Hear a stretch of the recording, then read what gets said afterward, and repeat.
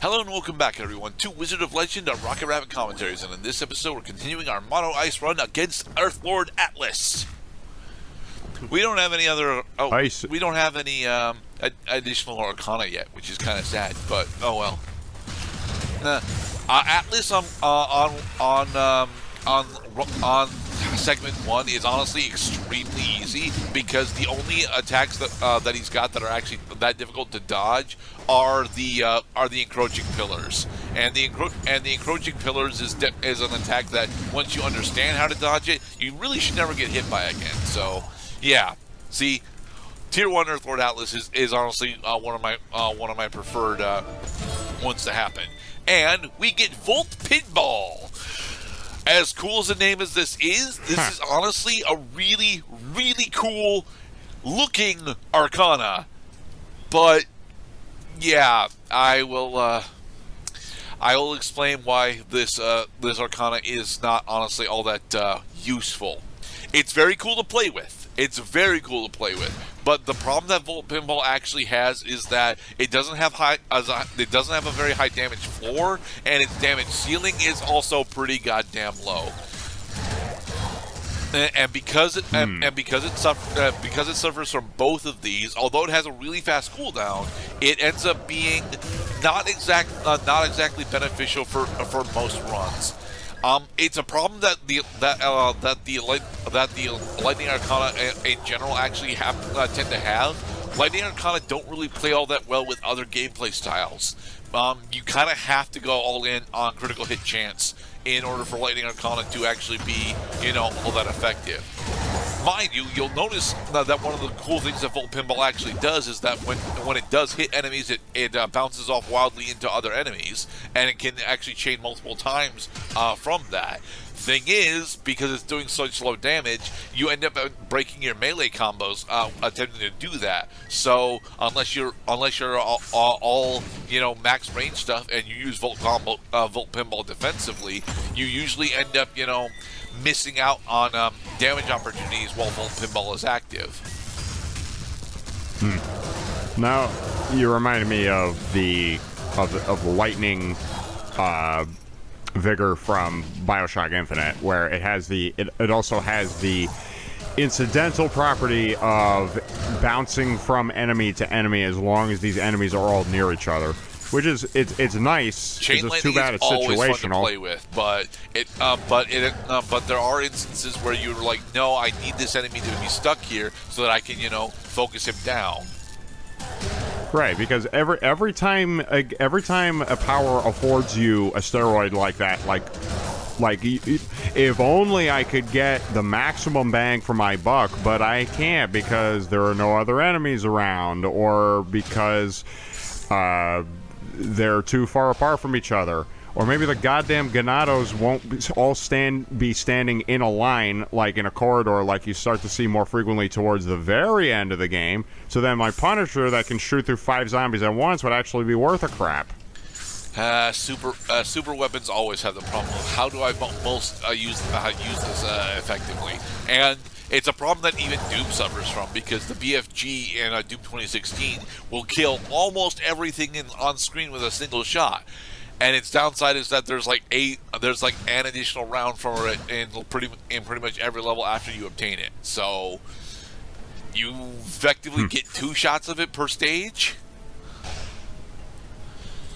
Well, what I'm talking about is like if you had a BFG, but there was only one enemy on the battlefield. Like what is the point of having a weapon that can hit everything on screen at once if there's only one thing to hit? So you feel like even when you're winning, you feel like you're missing out because you're not getting optimal output. Right. Now, the BFG tries to supplant this by making it so that anything that it shoots dies, but there are several enemies in Doom 2016 that do not die to a single BFG shot. Looking at you, Barons of Hell.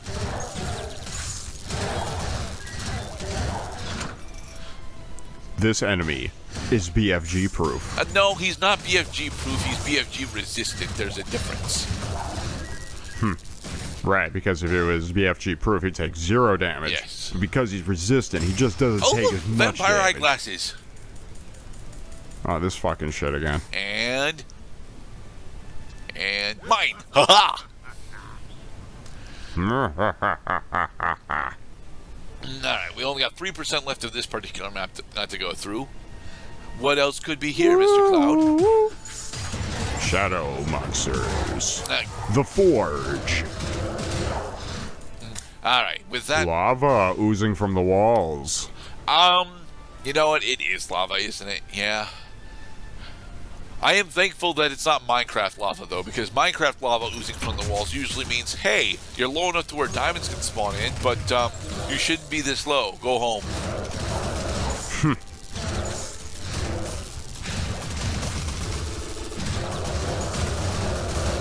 I'm the boss. My job is to stand, look handsome and intimidating, and then take lots and lots of damage. Well, and prevent you from going on. The reason we picked up Family Seal is because we are gonna be fighting Zeal, and you know, if we manage to defeat Zeal with either Ice Lance, Riptide, or a Chakra Snowflake, then we will, you know, get an additional gold bounty from it, which would be very nice. Thing is, I will go out. I'll go and say this right now: a majority of the bounty relics are never as impactful as you want them to be. At least in this game, because even getting the gold bonus, you start to realize as you get more comfortable and more familiar with how the normal gameplay run for Wizard of Legend goes, that your normal runs, even without gold steroids, you end up having additional cash that you wish you could spend, but you can't because there's nothing that you want towards the end. Yeah, having lots of cash just means that you're good at getting the money, which is awesome. You have set the conditions that would allow you to bounce back from a setback. Well, in theory, but the thing is, it's not. Cash doesn't end up becoming one of the more worthwhile resources. I mean, cash is definitely a very worthwhile resource in general, but it's not the most valuable resource. What ends up being the most valuable resource specifically, at least for me, ends up being particular relics and then health potions. Because health potions, although cost a great deal of cash and end up healing you less each time you use them, the heal that you get from them is still definitely something that it's very difficult to progress through the trials without. And mostly because heals and health orbs are actually very rare going through the trials normally. And even then, the health orbs that you get only heal, you know, a percentage of your HP. At base, a health orb will pretty much always heal you for 25. Ooh, the vampire's fangs, meaning we now have the sanguine attire. Again, this goes into why strikes me. This goes into why sanguine attire is actually so powerful, because it's a consistent source of healing throughout the entire dungeon. Throughout the entire trial. Like every attempt of Wizard of Legend should be, okay, is this a sanguine attempt or is this not a sanguine attempt? Because that ability to recharge your health automatically puts sanguine attire like in the top 3 powers in the game. It may even be number 1, just on that basis, that it will keep you alive in a game where you can't die. Well, dying is just the end of the run, rather. Right, as in, at no point in a run is it okay to die, because then you have to start from the beginning. Now, to be perfectly honest, I have not done enough testing with the other relic fusions to figure out if sanguine attire is actually the best, but I feel it's the best. Is it really the only attire and powers in the game that let you recharge your health? It is not the only relic in the game that lets you recharge your health. However, it is one of the easiest relic fusions to do, for one, and for two, it is the easiest to build around, because a lot of the other relics that allow you to heal up are either steroids for healing as you find them, or steroids for finding additional healing. And the thing is, well, those end up being a bit gambly because you have to actually, find additional sources of healing. Oh, like the raspberry cookie box, for example. It increases the drop rate of health orbs. That's cool, but it increases their drop rate. It doesn't guarantee drops of health orbs. After a certain condition. I mean, I hear you. Like you don't want to have just a chance of getting health. You want to have a guarantee of getting health, and probability doesn't really help with that, because the probability is still less than 100% of the time. One of the other things that we just picked up specifically was the fiery paintbrush. Each element has a horde arcana that I would like to refer to them as. Where as you purchase additional arcana of a similar element, these relics get significantly better. The fiery paintbrush specifically is a raw damage steroid for every fire arcana that you have unlocked. So, because we have about half of the Fire Arcana unlocked at this point, because of all of the off-screen grinding that we did, Fiery Paintbrush gives us an additional 10% of damage. Fuck this attack Holy from shit. Zeal. It's also the only attack of hers. damn. It's also the only attack of hers that I honestly have that much problem dodging. But yeah, the midway point meteor shower is in fact Zeal's most difficult attack to deal with. And we got Blazing Blitz, which is a dash attack arcana, not just a dash arcana. What this will do it will throw us into an enemy, do a series of melee hits, and then push them away from us. So it's honestly really good at getting us into a fight.